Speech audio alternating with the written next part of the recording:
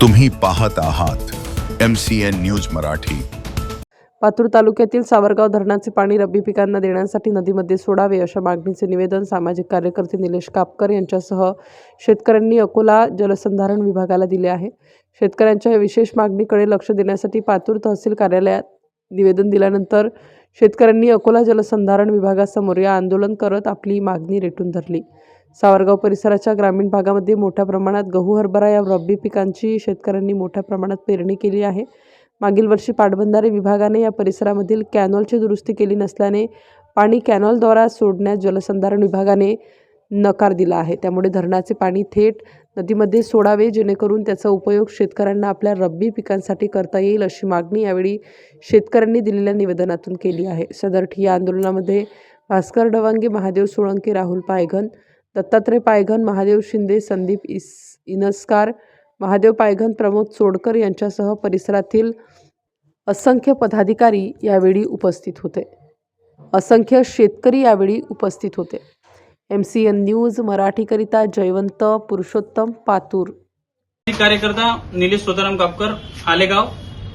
आम्ही आलेगाव परिसरातील शेतकरी इथं सावरगाव या धरणातील पाणी सोडण्याच्या विषयासंदर्भात बसलेलो आहोत।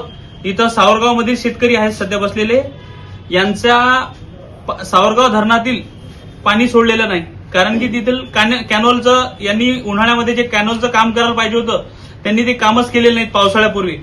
आता कॅनॉल नादुरुस्त असल्यामुळे धरणातून पाणी सोडलेलं नाही।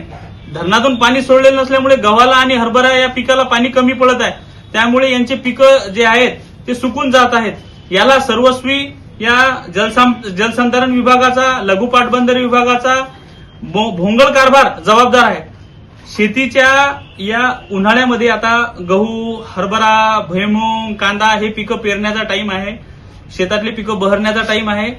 यावेळेस इथं म्हणतात मुख्य अधिकारीच हजर नाहीत, त्यांच्याकडे ऍडिशनल चार्ज आहे मूर्तिजापूरचा।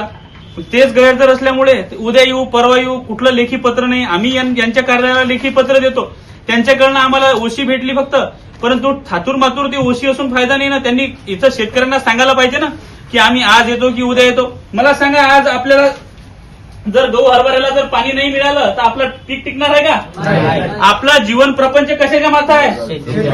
शेतीच्या माथा आहे ना।